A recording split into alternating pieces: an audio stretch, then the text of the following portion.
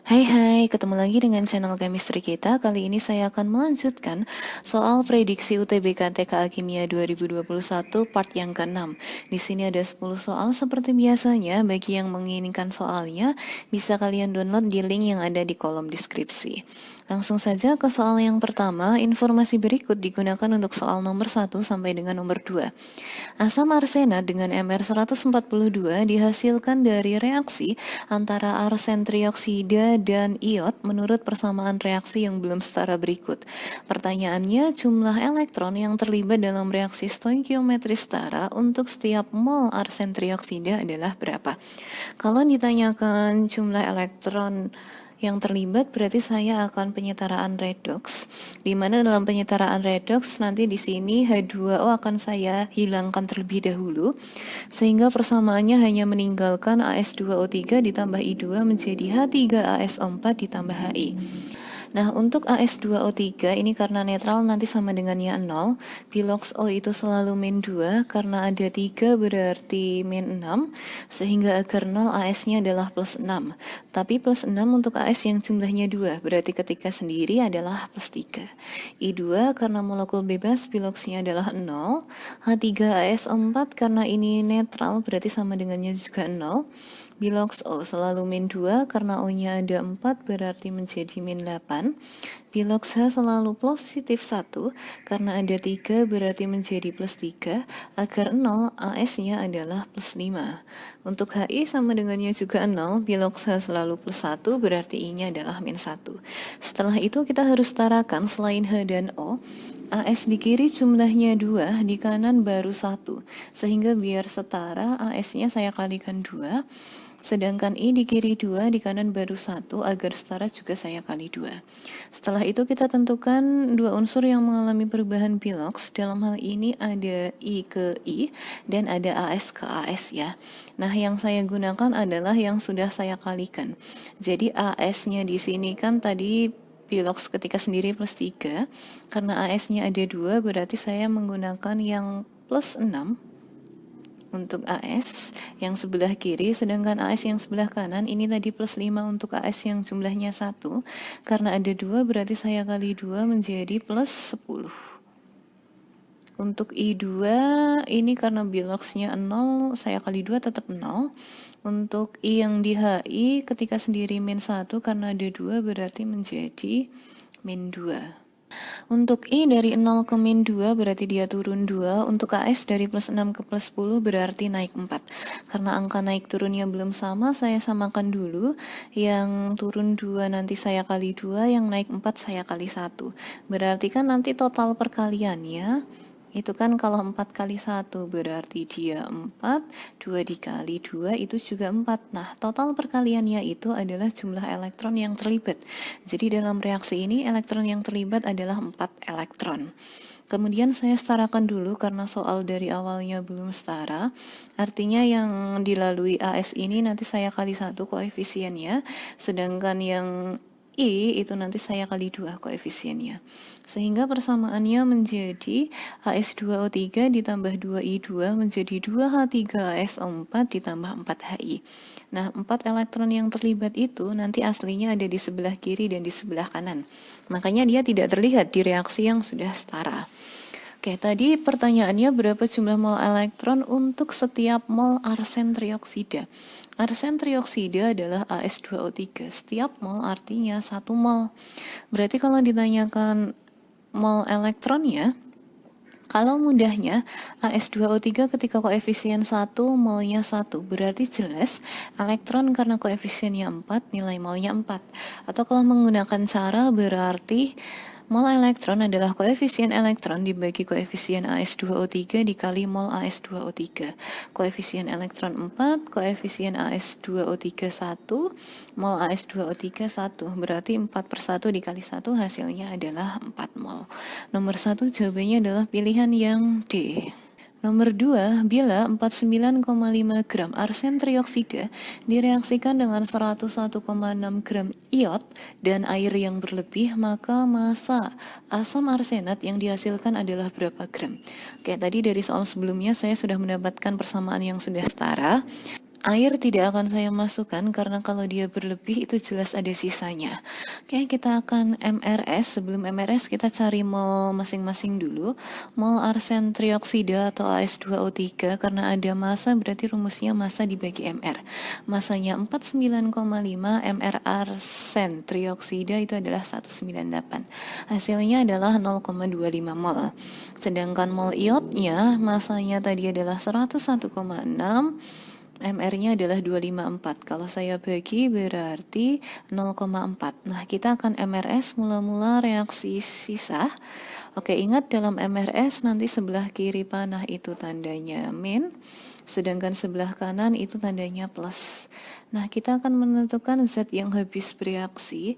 Yang habis bereaksi adalah mol dibagi koefisien kecil. Untuk AS2O3 molnya 0,25, koefisiennya 1. Kalau saya bagi tetap 0,25, sedangkan I2 molnya 0,4, koefisiennya 2. Kalau saya bagi 0,2. Karena I2 lebih sedikit, maka dia yang akan habis bereaksi. Agar habis berarti nilai mol di posisi R untuk I2 adalah 0,4. Yang ditanyakan di soal adalah asam arsenat. Asam arsenat itu adalah H3ASO4. Kita perbandingan saja. Koefisien 2 nilainya adalah 0,4. Berarti H3ASO4 koefisiennya juga 2, berarti 0,4 juga. Hasil penambahannya adalah 0,4 mol. Yang lainnya tidak usah saya cari. Saya langsung cari yang ditanyakan saja. Yang ditanyakan adalah massa. Massa rumusnya adalah mol kali MR. Molnya tadi ketemu 0,4, MR dari asam arsenat adalah 142. 0,4 dikali 142 hasilnya adalah 56,8. Nomor 2 jawabannya adalah pilihan yang C. Nomor 3, cuplikan yang mengandung 1,2 gram karbon dibakar dalam kalorimeter bom yang mempunyai kapasitas panas 9 kJ per derajat Celcius. Jadi 9 kJ per derajat Celcius ini adalah nilai kapasitas kalorimeternya. Suhu kalorimeter meningkat dari 20 derajat menjadi 24,4 derajat Celcius. Kalori yang dihasilkan pada pembakaran 1 mol karbon dengan C12 itu adalah berapa? Oke. Karena di sini yang diketahui kalorinya adalah kalorimeter, berarti mencari Hi menggunakan C dikali delta T. C adalah kapasitas kalorimeternya tadi 9. Delta T-nya di sini 24,4 dikurangi 20 berarti 4,4. Hasilnya adalah 39,6 kJ. Nah, 39,6 kJ itu adalah untuk pembakaran 1,2 gram karbon. Kita cari molnya dulu, di mana mol rumusnya adalah massa dibagi AR. Massanya 1,2, AR-nya adalah 12. Berarti 1,2 dibagi 12 hasilnya adalah 0,1. Dengan kata lain, nilai Hi sebesar 39,6 kJ itu miliknya 0,1 mol. Yang ditanyakan di soal bagaimana kalau nilai molnya adalah 1 mol. Berarti ketika 0,1 mol Hi-nya 39,6. Berarti ketika 1 mol berapa? Berarti Hi adalah 39,6 dikali 1 per 0,1. Hasilnya adalah 396. Nomor 3 jawabannya adalah pilihan yang A. Nomor 4, kadmium yang diendapkan di katoda dari elektrolisis larutan CdCl2 dengan Mr183 dengan elektroda karbon adalah 22,4 gram, di mana ArCd adalah 112. Muatan listrik yang digunakan dalam proses tersebut adalah berapa kolom? Berarti kalau ditanyakan muatan listrik, saya harus tahu mol elektron. Saya akan tahu mol elektron kalau saya bisa menentukan reaksi elektrolisis. Jadi CdCl2 kita ionkan dulu menjadi CD2 plus 2 Cl min. Karena di soal sudah diketahui reaksinya hanya yang di katoda, kita menentukan saja reaksi yang di katoda. Yang akan bereaksi di katoda adalah ion positif, dalam hal ini adalah CD2 plus. Nah, karena CD2 plus itu bukan dari golongan 1A atau 2A, maka dia akan bereaksi ionnya itu menjadi CD2 plus 2 elektron menjadi CD. Tadi CD atau kadmium punya nilai massa, berarti kita bisa mencari mol. Mol adalah massa per AR. Kenapa menggunakan AR? Karena di sini endapannya hanya kadmium saja. Jadi masanya 22,4, AR-nya adalah 112. Hasilnya adalah 0,2 mol. Kita akan menentukan mol elektronnya. Nah, Tadi untuk CD koefisien 1 nilai molnya adalah 0,2 mol. Berarti karena elektron koefisiennya 2, nilai molnya adalah 0,4 mol. Didapat dari 2/1 dikali 0,2, yaitu 0,4 mol. Terus kita tahu bahwa mol elektron itu rumusnya adalah kolom per 96500. Berarti kolom adalah mol kali 96500. Mol dari elektronnya tadi 0,4 dikali 96500, hasilnya adalah 38.600. Nomor 4 jawabannya adalah pilihan yang E. Nomor 5, informasi berikut digunakan untuk soal nomor 5 sampai dengan nomor 7.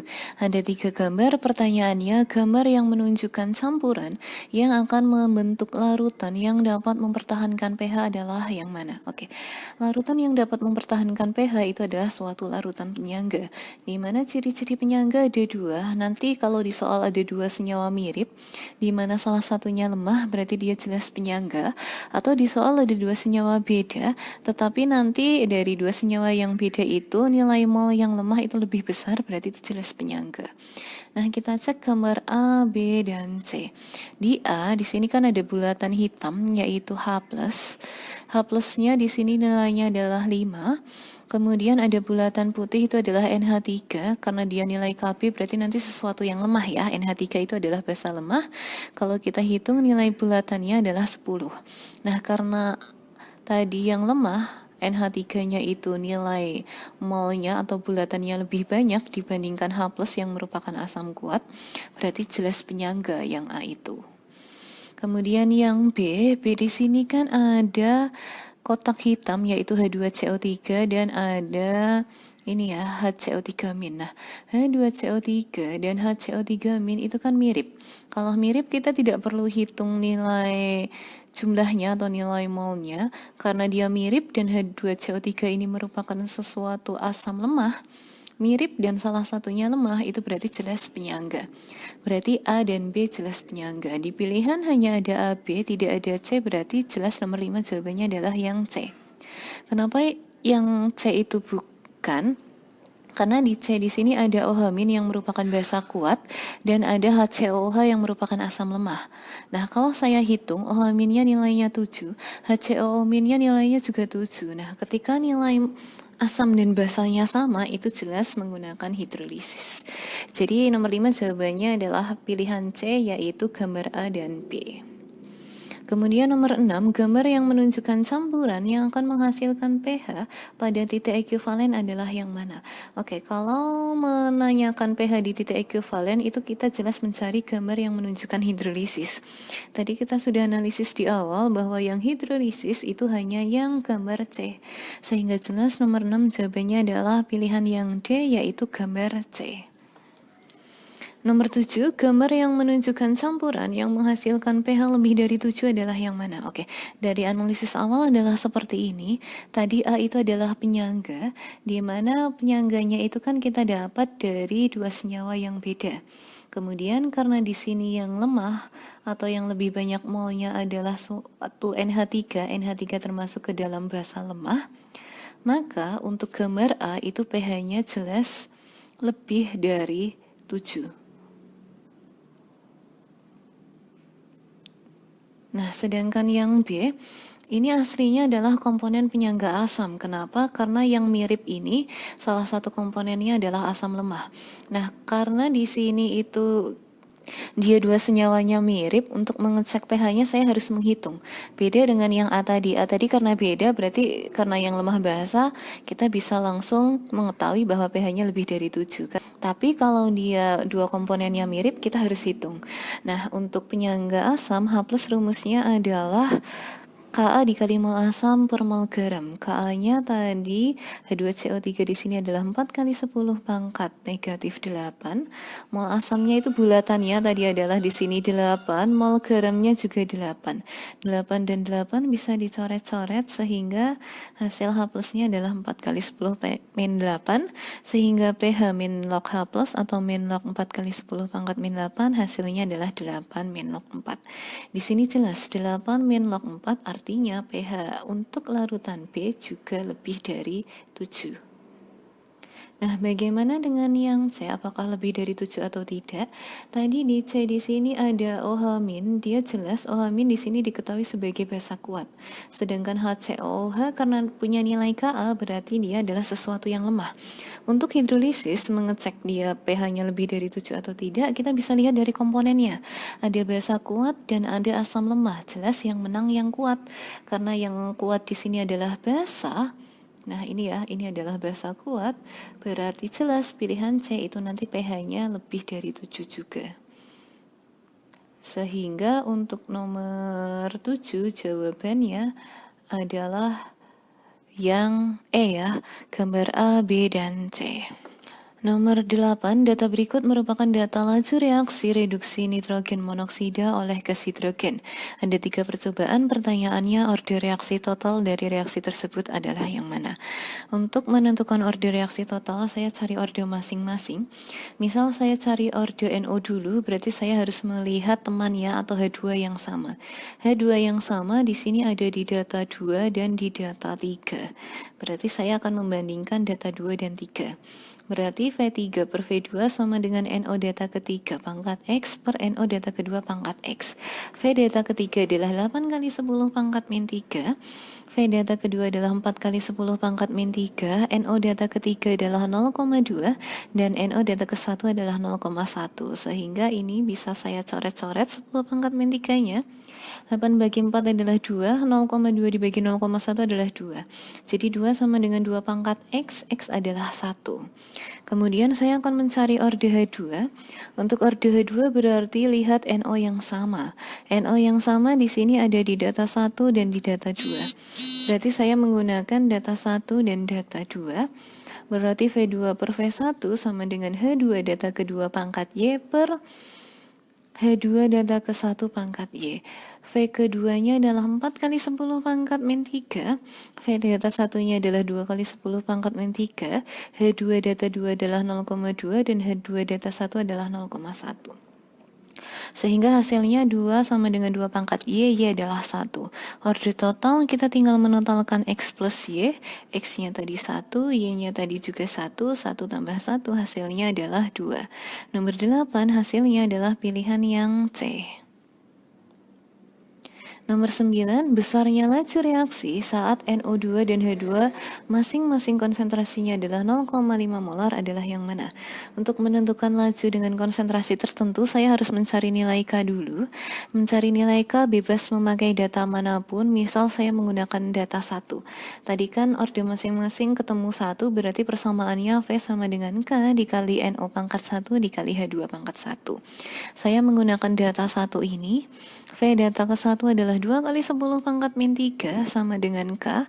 NO-nya adalah 0,1 atau 10 pangkat min 1. H2-nya juga 0,1 atau 10 pangkat min 1. Sehingga K 2 kali 10 pangkat min 3 per 10 pangkat min 1 dikali 10 pangkat min 1 hasilnya adalah 2 kali 10 pangkat min 1. Itu nilai K-nya. Sekarang saya akan mencari nilai V-nya dengan persamaan yang sama. V sama dengan K dikali NO pangkat 1 dikali H2 pangkat 1. K-nya tadi ketemu 2 kali 10 pangkat min 1. Kemudian NO yang diminta adalah 0,5 atau 5 kali 10 pangkat min 1. Dan H2-nya juga 5 kali 10 pangkat min 1. Sehingga hasilnya adalah 5 kali 10 pangkat min 2. Nomor 9 jawabannya adalah pilihan yang E. Terakhir nomor 10, Wikan akan melakukan penyepuhan besi atau Fe dengan perak atau Ag. Saat melakukan penyepuhan, maka elektroda dan larutan yang harus digunakan Wikan adalah apa saja? Oke, dalam penyepuhan konsepnya, logam yang disepuh akan bertindak sebagai katoda dan logam yang menyepuh akan bertindak sebagai anoda. Tadi di sini penyepuhan besi dengan perak, berarti yang disepuh adalah besi atau Fe dan yang menyepuh adalah perak atau Ag. Berarti Fe itu bertindak sebagai katoda dan Ag bertindak sebagai anoda. Fe katoda, Ake anoda ada di pilihan A, kemudian ada di pilihan B. Hanya pilihan A dan B ya. Nah, bagaimana dengan larutan yang digunakan? Dalam penyupuhan, larutan yang digunakan itu harus mengandung ion dari logam yang menyepuh. Tadi yang menyepuh adalah Ag, berarti dalam larutannya harus mengandung Ag. Pilihan A ada Ag, sedangkan pilihan B tidak ada. Berarti jelas nomor 10 jawabannya adalah pilihan yang A. Oke, cukup sekian untuk pembahasan dari soal prediksi TKA Kimia untuk part yang ke-6. Jika ada yang mau ditanyakan, silahkan ditanyakan. See you.